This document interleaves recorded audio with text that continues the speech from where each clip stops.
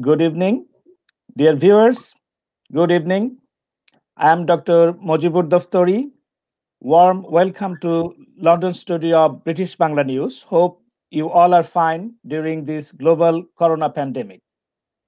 This program is broadcasting live from Facebook and YouTube channels of British Bangla News.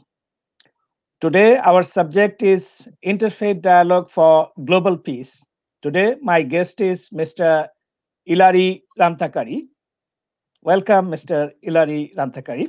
Thank you very much. Great Yes, pleasure. Mr. Ilari Rantakari is an ambassador emeritus of Finnish Ministry for Foreign Affairs.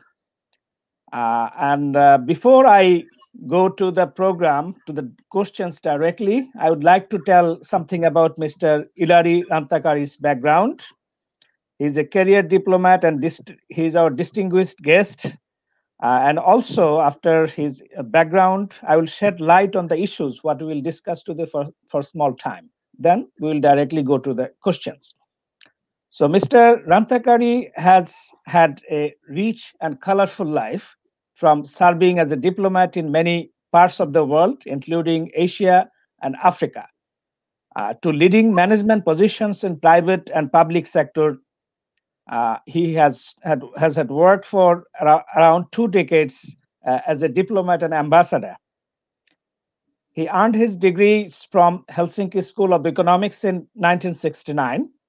In his career, he has held various positions as a diplomat. For example, he was the director of Department of Development Cooperation, Ministry for Foreign Affairs of Finland during 1986 to 1989. He also served as ambassador to Zambia and accredited to a number of Southern African countries, ambassador to Tanzania, ambassador to Department of Africa, ambassador to Special Envoy to the Foreign Minister, and ambassador for Helsinki Process on Globalization and Democracy. He was also ambassador of Good Governance and Anti-Corruption Political Department of Ministry of Foreign Affairs, an ambassador, Finland's focal point of the United Nations Alliance for Civilization. And he was also the ambassador of Helsinki Process, among many other roles he played. His other responsibilities include he is the president of Lovisa Peace Forum Committee since 2008, and he was also the president of Union of Civil Servants of Ministry for Foreign Affairs of Finland, President Forum for Culture and Religion, one organization, a famous organization called Focus, and trustee the Refugee Council of Finland, trustee Finnish Missionary Society, and chair International Committee of Forum of Religions in Finland. So he has very rich experience as an ambassador and ambassador of peace, development, and harmony, so to speak. Before we go to our program, I will shed light on this issue, what we are going to talk with the Honorable Ambassador. History of the world is, as it is, we know, is generally documented as history of conflicts and wars. There are bloodsheds, burning of people alive in the name of religion, culture, and identities. So historically, we have seen time and again this kind of things. The question is religion a matter of spirituality or politics? Pundits find this quite baffling that they cannot sometimes separate these two things. Politics is a nasty word in Bangladesh and South Asia to a certain extent, and also in some other parts of the world. So the question is politics about power, openness, decency, tolerance to others, and cosmopolitanism, or is it a matter of fighting each other? This is the question. There are two types of people in this world we can remember. One type of people are open-minded people, other are closed-minded people. Open-minded people see half glass of water as full, and they are optimistic about the future in the given situation, while closed-minded people see the glass half empty. they resort to hatred and violence to the perceived others. So generally speaking, it's a matter of mindset, and many factors build up this mindset. It's not just one factor that builds it. Positive mindset is essential for building bridges, not only in community, but also in the broader world. This is more important in time of excesses done in the name of religion in Europe and elsewhere. Charlie Hebdo attack in 2015 and Muhammad cartoon in French school by a teacher in school and in France, and also beheading of him of the school teacher by a terrorist in recent time also raises serious question about the nature of religion, what it is, what should be the level of tolerance. So as a result of this, there was mass demonstration in Turkey, Pakistan, Middle Eastern countries, as well as Bangladesh. Some leaders in Asia and non-state actors are using this even to polarize societies further for political gains. Some seems to be ruthless opportunists. But there are exceptions to this too among political leaders as well as among religious communities. Our guest today, Ambassador Emeritus Mr. Ilari Rantakari, has wide experience as a diplomat, as a person, as a civil society leader of Finland that defy such divisive rhetoric in the name of religion. He builds bridges across religions and cultures to highlight our common humanity, our connectedness as fellow human beings and global citizens. My first question to our distinguished guest today is, how are you spending time during this global corona pandemic, Mr. Rantakari? Thank you. This is a very good example, Dr. Mojibur, that we are here at our computer and having questions and answers and debate online. So quite a lot of time and energy has gone into the online discussions and contacts and so forth. But fortunately here in Finland, we haven't had that bad pandemic yet. Of course, it's at the moment also the second wave is ongoing, but at least you can take a walk or cycle or go to the forest and so forth. So I have been reading, I have been online, I have been walking, hiking, cycling, and having some exercise outside. Maybe that's the most essential part. Of course, some visits to my cottage. You know, in Finland we have these summer cottages or free time holiday cottages. So that I have done, and also gone to Lapland. My wife comes from the north, so I have had the possibility to visit also the north. So I think this is the most. Thank you, Mr. Rantakari.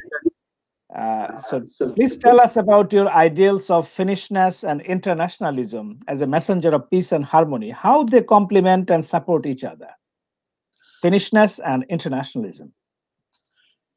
Yes. It's not our choice where we are born. It depends on our parents and so forth. So I was born here in Finland, and luckily so.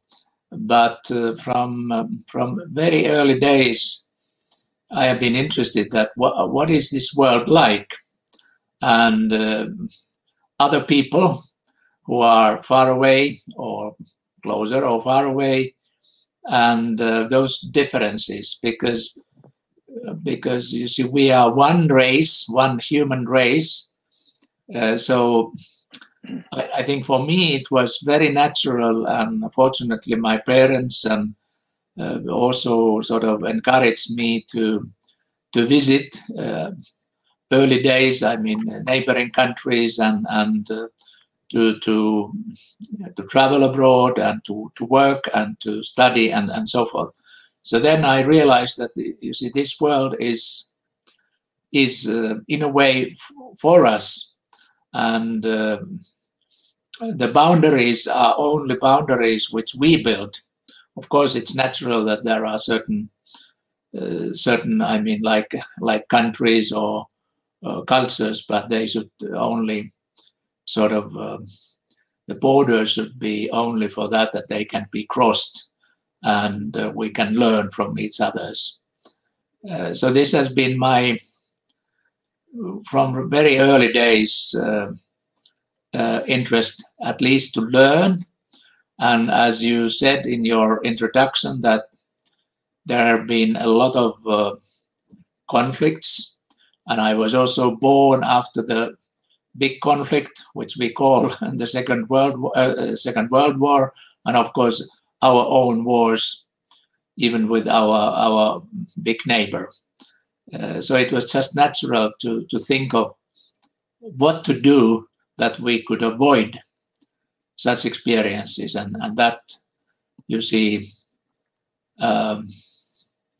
well, killing and destruction, because there shouldn't be any need for that if you have a, I mean, if you understand that the whole world is one human race. Yes. Thank you, Mr. Rantakari. My next question is, who or what inspired you to become a highly successful career of diplomacy, development, and peace? What was the inspiration in your childhood or at some other stage? Well, I would say I was born in a small, actually a small village or municipality, but one thing which has been wonderful in Finland is that we have had, even in a small municipalities, very good libraries. So the library in my municipality was a very important sort of source of inspiration. I mean, and those books about the world, I was always interested in other countries and so forth. But also my parents and my mother and parents were encouraging, and even sort of sending me and my sisters also to visit other places. So that was inspiration, but also some visitors, like you know that from Finland we have had close links through missionaries in Namibia, for instance, or before it was Namibia, I mean 150 years ago it started. So there were visitors from Africa, or there were visitors from Hungary in Europe, or visitors from Japan, because there were also some missionaries, for instance, to Japan. So these experience in the small were sort of giving a booster to find out what you can do, and is there something you could do to learn yourself, but hopefully also contribute to the peace and to the well-being of not only our nation but the whole humankind. Yeah, thank you. So please tell us about the Big Mosque project in Helsinki you initiated back in 2016 or 2017, something like that. What was the idea behind it and why it didn't materialize? Well, when I returned from Africa, let's say at the end of the last millennium, just to start this new millennium, Finland has been pretty homogeneous until let's say 1980s. Of course, we have had our immigrants from Russia. We have had our Tatar population, also as Muslims. and many others, but pretty homogeneous. But then that migration started, and more, for instance, Muslim background people came, and well, many of them were refugees, as you know, refugees and asylum seekers, and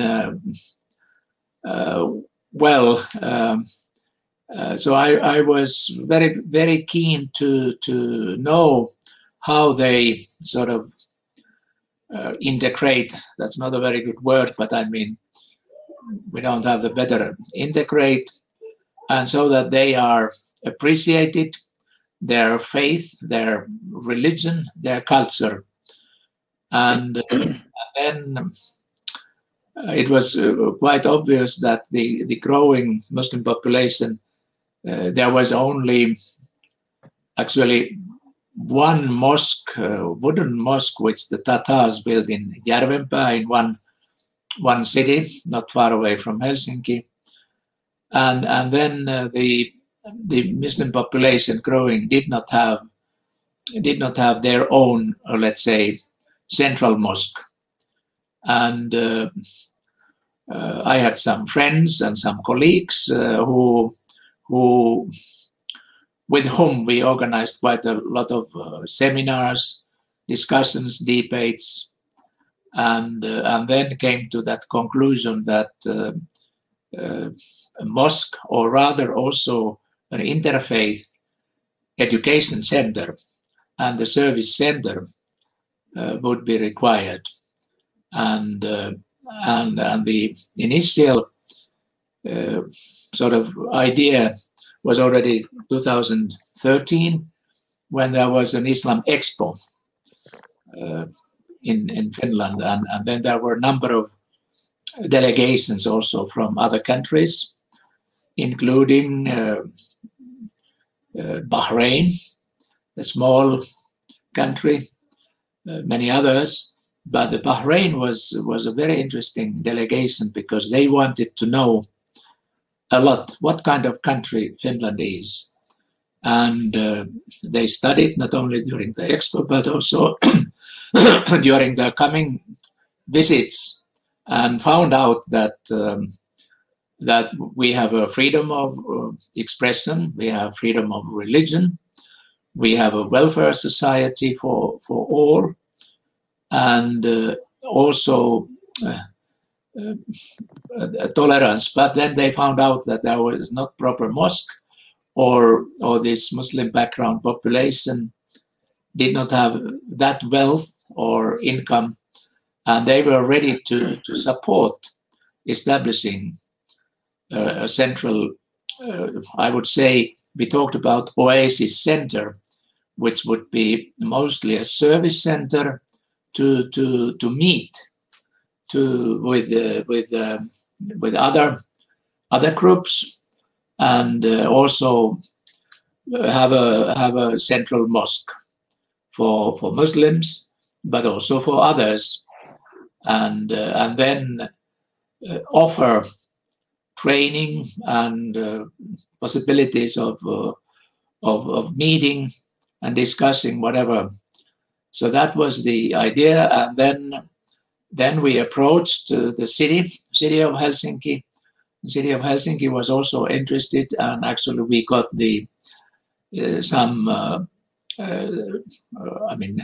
plot alternatives, which we should, together with the city officials, one very central place, and then it was actually the Kingdom of Bahrain which was ready to finance that investment without any sort of conditions, except that because they feel that Muslim population could live well in Helsinki, and they would deserve to have their own mosque, but also center for services, and I mean to meeting people and educating both, I mean, Muslims and both other groups. And so this was actually discussed a number of times, but then the media and in the social media and elsewhere, there were so many fears. I mean, they were not based on anything else except prejudices or that, you see, we import terrorists, you know, that debate, or we import something, such kind of Islam, which is, for instance, in Saudi Arabia or elsewhere, and that kind of debate. And then when we had negotiated everything ready for the city of Helsinki, and consulted also the political groups, but many of the political groups, as you know, they listen very carefully, politicians, that what the people think, so that they can be re-elected, and so it was very difficult for a number of parties or in the city of Helsinki, and they were not ready to in one committee to recommend it to the council, to the Helsinki City Council, and then at the end everything was negotiated and agreed, and the Helsinki City would have been involved in that foundation, Oasis Foundation, which would be the actor, but this one committee, which is the planning, we presented it there, and they did not sort of they did not agree, and then we thought that it's better not to get the negative answer from the city council, and so we withdraw that application for that plot. Okay. But so it has been now dormant, but it's not dead. The idea and the plan, okay. But well, also one reason was that, to be quite honest, the Muslim community in Finland, the very big majority was very favorable and welcoming. Okay. But, well, sorry to say, but some of the religious leaders, yeah, Muslim religious leaders, and others, I don't know why, they did not like it, and there wasn't a kind of sort of joint will, if you like, to do it. Some were fearing that, that takes something from them, or they were not offered such positions because what to offer. But it's not dead, but it's dormant. Yeah, hopefully your dream will come true. Yeah. And my next question is, what are the main barriers, in your opinion, towards building bridges between religions? To build bridges between religions. Oh, very good question. Well, I think we tend to have different interpretations, even of the Holy Scriptures. Whether in Bible or in Quran or in maybe in Torah or other world religions, about this sort of primary faith, if you like. I mean this, but my conviction and perspective is that actually all these monotheistic religions, but actually all world religions, they have a very, very similar approach or message. And that is, which is also reflected in this golden rule. Do others what you would like others to do to you. Exactly. Or if you use Christian way, that you should love your neighbor as yourself. But I mean, there are similar expressions in most of the world religions. And so I would like to say that since we are here, I mean, this is not our final destination as faith-inspired people. So we have been given this life, which is just a temporary life. I mean, it ends approximately maximum 80 years or a little bit beyond or less. But we should be able to coexist and to not only to tolerate each others, because we are sort of this common human race, and our task here is to sort of cultivate. I mean, that's also in the Bible. I mean, you should cultivate the earth and to live and enjoy life, even though you are not sort of perfect. As a human being, you are not perfect, and you are not God, or you are not even godlike. But I think that if you are very, you mentioned about this openness or closeness of different people. So you can also sort of reflect on these important scriptures in a very different way. And so my understanding is that we are called to love each others, and not only tolerate the difference. I mean, of course, we have to have a tolerance, but I think the tolerance is not a sufficient word, because you see, we are called to respect each others. We may disagree, I mean, as an opinion or as an interpretation, but nevertheless, I think all these scriptures, I mean, say that, I mean, we should try to listen. I think we should have big ears rather than big mouth.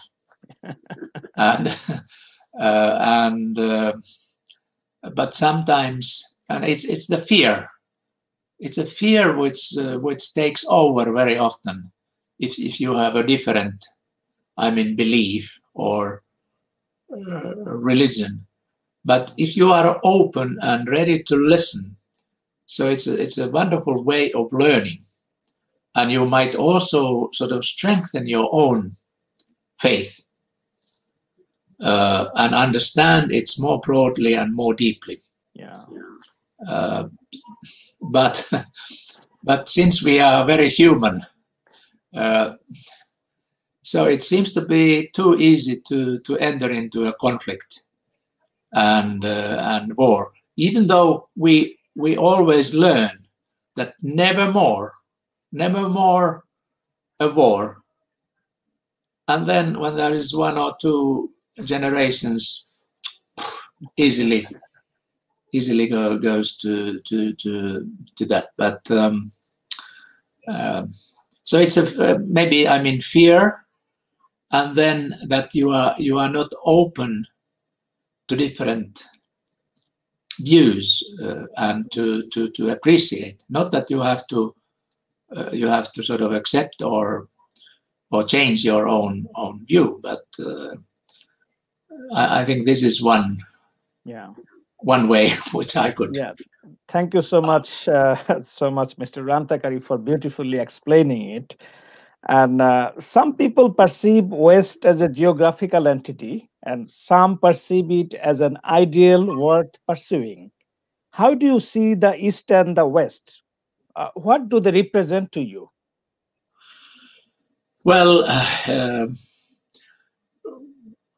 when I was born here in Finland, so we have always thought that we belong to the West. But I mean, of course, that's an interpretation of our experience.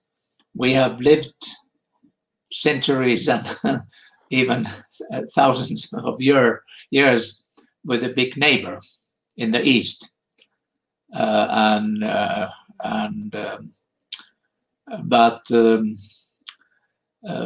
not only with positive experiences, I mean, conflicts already, not only these wars when we were independent, but before, but we have had also actually a beautiful time. We were a part of the West until 1809, and then we became the Grand Duchy of Russia for about 100 years. So we have been here in between, in a way, of the East and West. But since we have this history, and now it becomes a little bit also, if not religious, but you see this Protestant history. It was the Catholic Church in Europe, but also in the world. And then in the 16th century, there was this one gentleman, theologian Martin Luther, in Germany. Yeah. And at the same time, you see, we had a number of scholars who studied in Germany, of course, in other countries also in Europe, mostly in Europe. And so our Reformation, I mean, this Protestant Reformation came through also on the 16th century. And so I think these ideals of human rights, the equality of citizen, and this call, but also that it doesn't come from only from the above.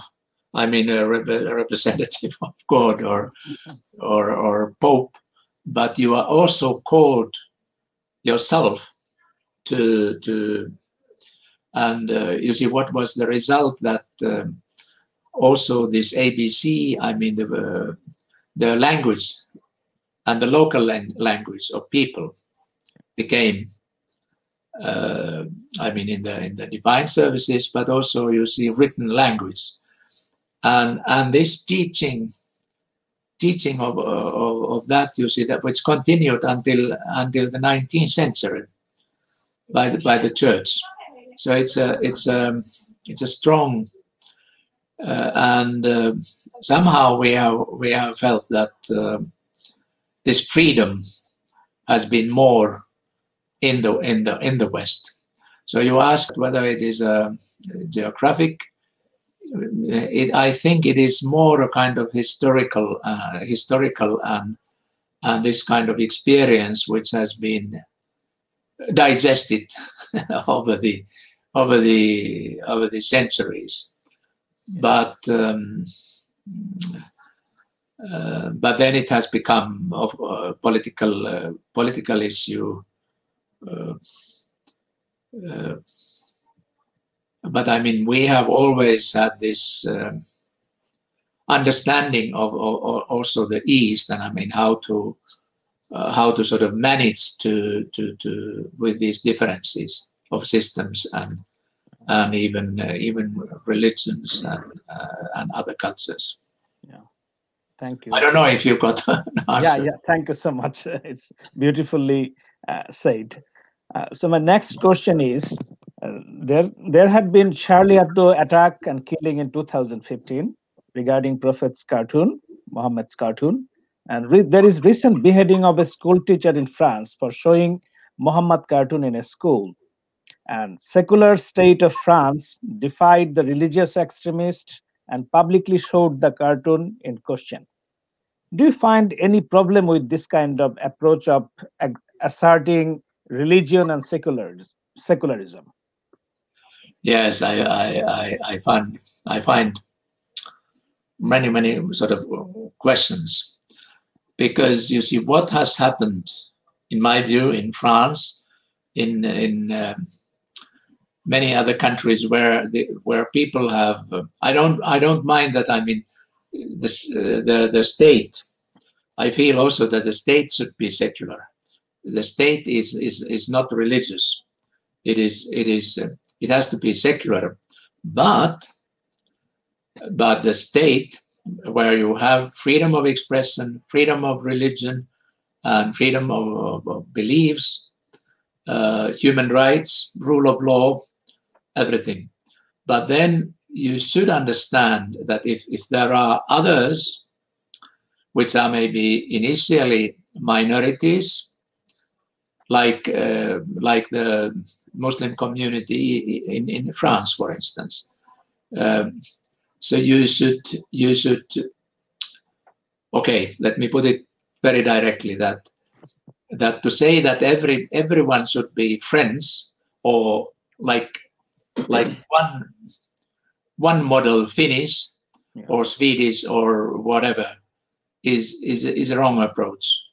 That you should appreciate that people have different cultures, different religions, and that you are not sort of pressing everyone to come with a mainstream Finnish or mainstream French or wherever.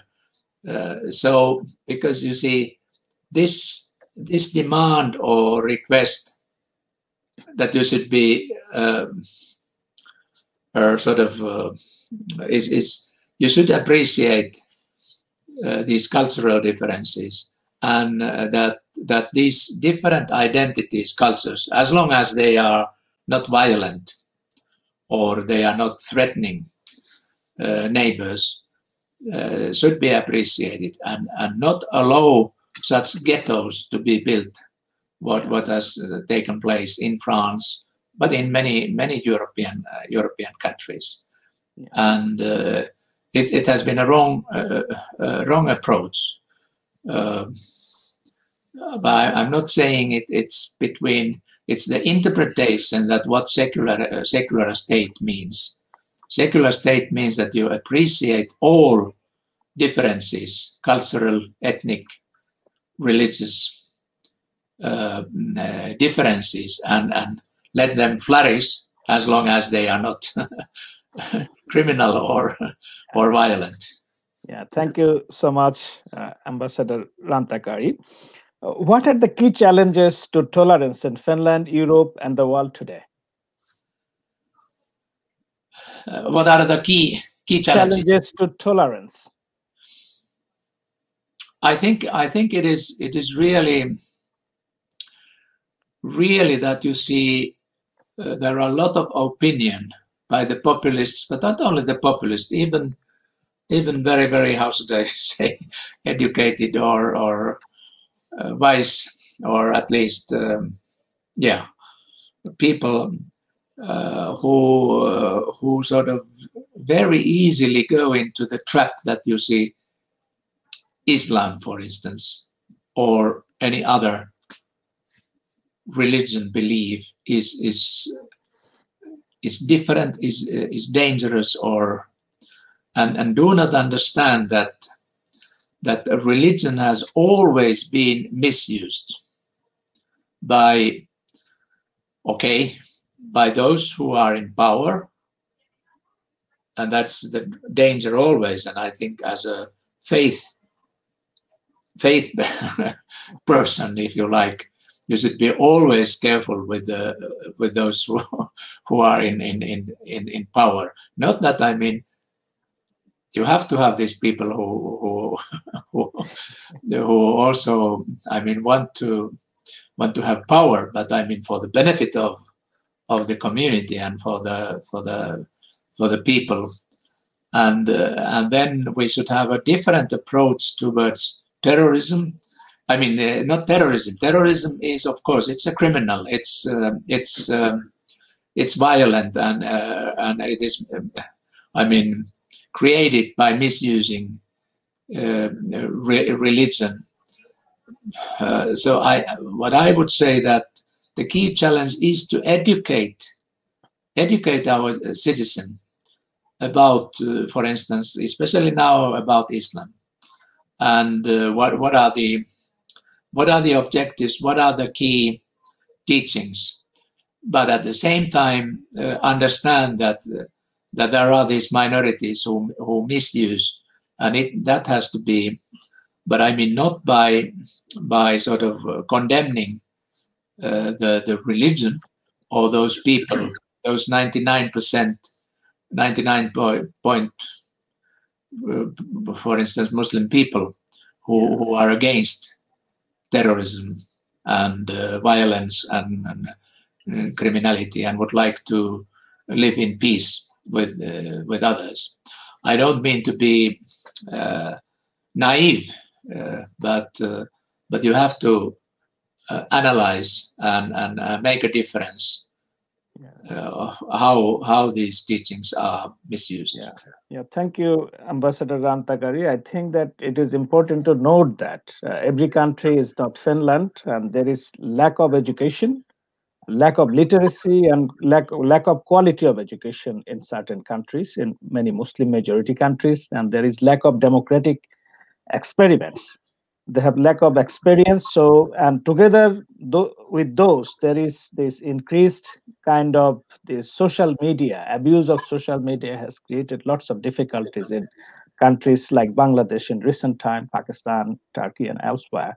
Thank you so much for your valuable opinion, Mr. Rantakari. So my next question is it too utopian or romantic to imagine abolition of war like that of the institutions of slavery and colonialism? If so, why we should start acting in the first place?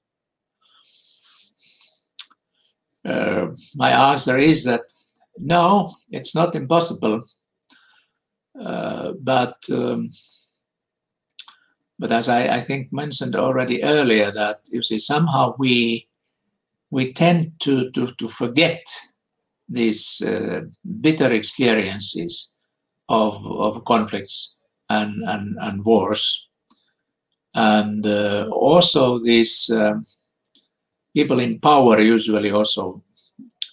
I don't mean they're like, I think I would say that Finland, for instance, we have not wanted any war, but we have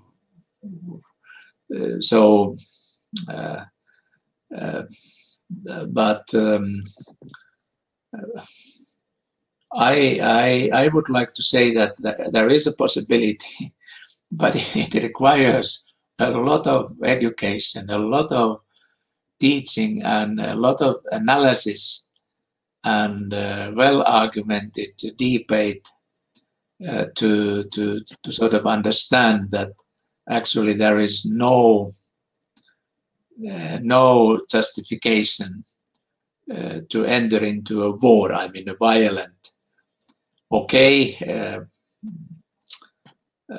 in the theological or religious debate, of course, there are these issues like in Protestant, that is there a sort of justified war, which means that that you have the right to defend your society or these values and democratic principles. My views go there that one has to be also prepared, because we live in a unfortunately okay, sinful if we use this religious, or that that we are not sort of perfect and world. So there is this risk to sort of to be in a situation where you don't have other ways.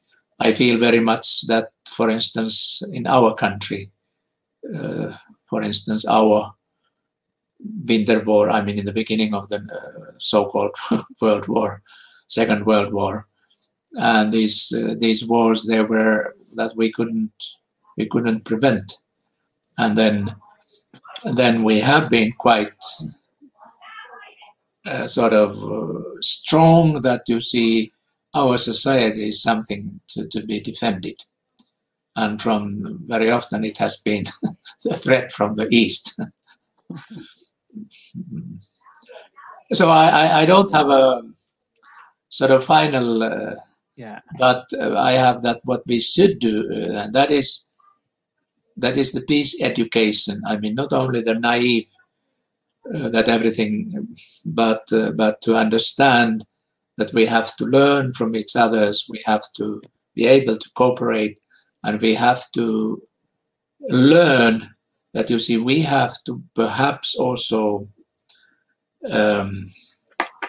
you see to invest something, which means time, energy, money for peace building, and but it's very difficult in the current situation, as we seem to be almost entering into a new era of Cold War between the super nations, and hopefully we get such leaders which do understand that. But what I mean to say that you see all these agreements, for instance, nuclear testing, nuclear arsenal, these missile treaties, they are all coming to an end.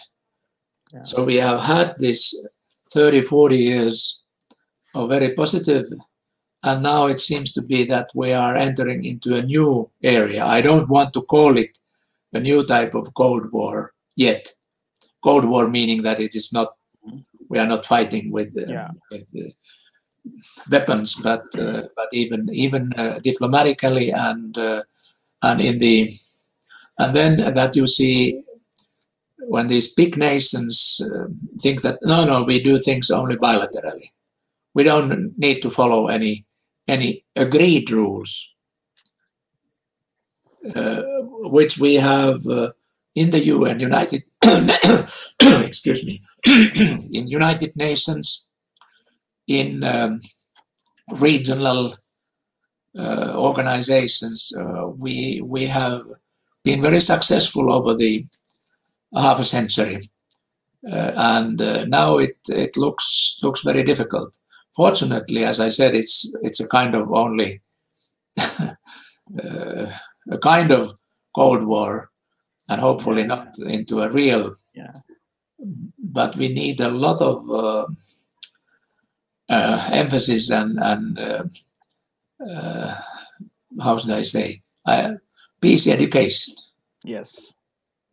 Thank you, Mr. Rantakari. I think what you told is beautifully told, and I would like to add that together with this accommodation of new emerging powers within the UN system, I think those could really prevent further conflicts in the world, together with this existing practicing tying with the existing treaties.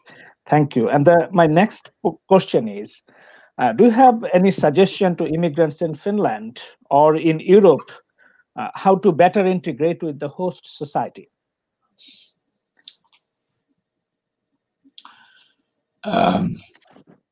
Well, I have appeals to the leadership of the countries that also the situation of migrants should be taken into account much more profoundly, instead of this populism, which seems to be sort of gaining ground in many European countries. So there is so the migrants themselves, of course, you know very well that sometimes the language of a host country might be difficult or yes, a bit strange, like Finnish to many others. But I think the language, learning the language is very important, and gives them much more access to jobs and different positions. So I think that is something, but also that enough possibilities are offered, and very often we forget, for instance, when we had this in Europe, a lot of immigrants coming in 2015 and before and after that, what kind of big capacity comes, I mean, which our society, I mean, we are, for instance, calculating, and of course it's costly to educate everybody, or an engineer or a medical doctor. And then when you receive, or any other profession, for instance, we received in Finland a lot of refugees, asylum seekers from Iraq, which had a pretty good education. I mean, either at least second level or even academic level, and we have not sort of appreciated that another society, another country has provided that. So it's a capital. So this language training, integration measures is only a very, very minor cost, because this cost issue is very much sort of taken into discussion. Yeah. And then I think as a migrant, or everyone should be very open to invite and to get sort of to be eager to meet people, even in their own neighborhood, in the same house or multi-story building or society, and so forth. Of course, in Finland, maybe we have not been so very, very welcoming, but I mean, if somebody really wants to learn or to be sort of friends, or at least, I mean, so it shouldn't be too difficult. Yeah, thank you, Mr. Rantakari.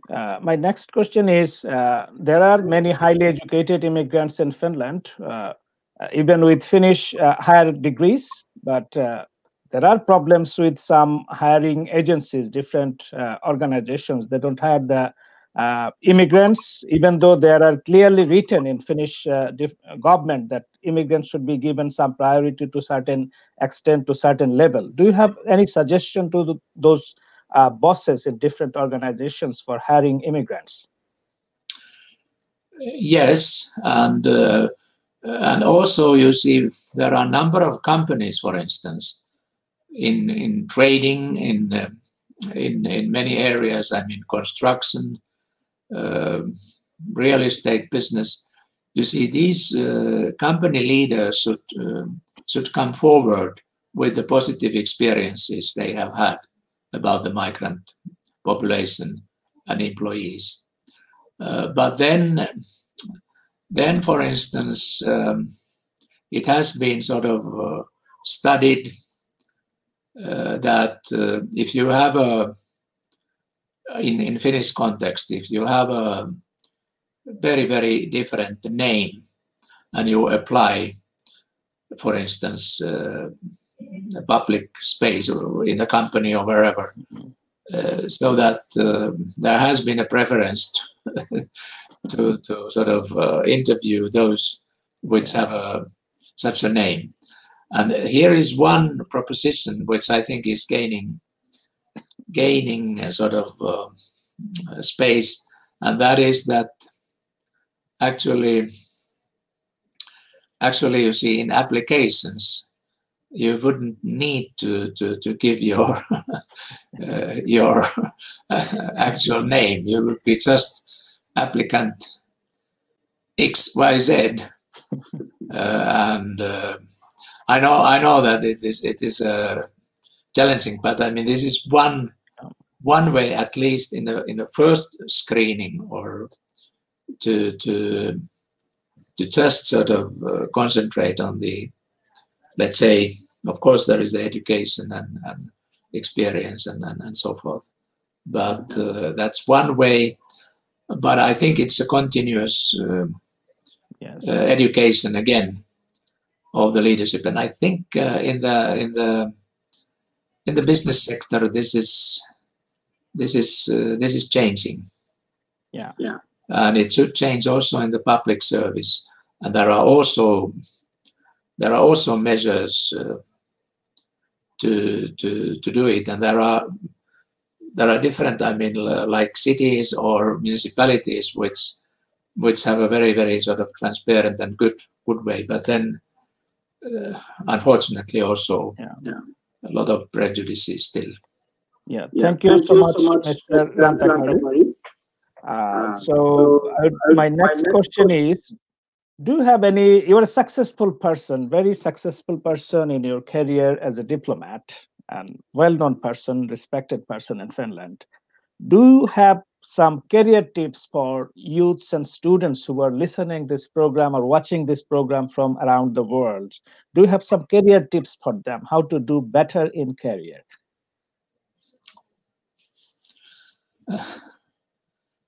Well, I think most of people have, you see, they have some idea what they would like to do, or what is the area where they would like to work, because at least we have to yet get our our income and livelihood by working, or at least big majority, and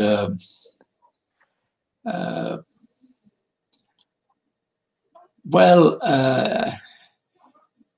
that you see, you just follow your, that you see, if you are interested in some subject, so be courageous and to find possibilities, I mean, studying possibilities or other. Also, I would say that whatever work gives you also wisdom or experience.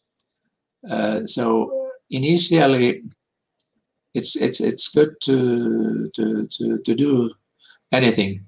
I started with in the construction business. I mean, just as a helper, or in the agricultural business, or in a hospital, carrying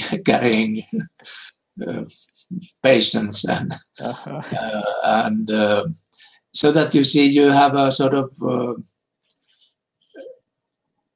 from different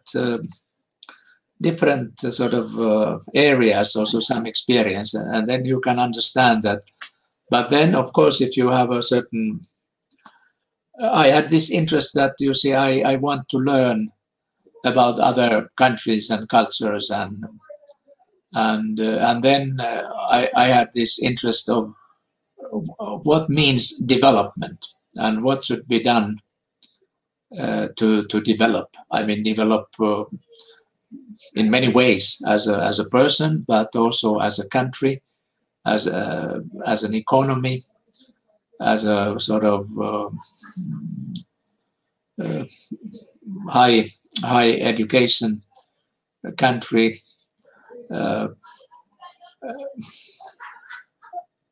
I don't think I have other advice, but I mean, be courageous and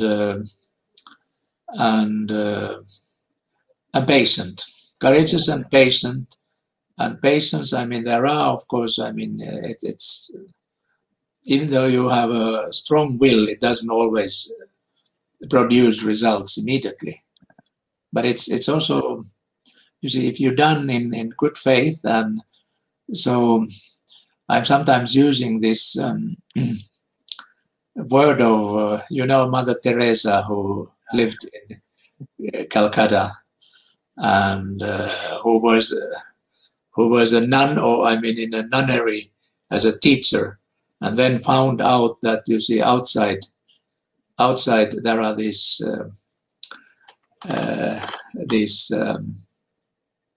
suffering people in the streets, and then sort of found out that her vocation is actually there, and so she was encouraging people to do something for the vulnerable, and that gives you satisfaction. Yes. So also keeping that in mind, that that you can maybe also be helpful to some others, not only to yourself. Yeah, exactly. Yeah. Thank you so much, Mr. Rantakari. We are near end of this program now. So before we go, I have the last question to you. Currently, we are seeing increasing religious intolerance in the world, and there is some rising illiberalism in terms of democratic practices all over the world. So what do you see the future of the world in terms of religious tolerance? Are you optimistic or pessimistic? I want to be optimistic, and it is also one thing that you see. Really, I'm returning back to what you said in the beginning. That how do you see the water in the glass, half bottle or half glass, so that one could build on what is there, and I think we do understand that the equality issue, the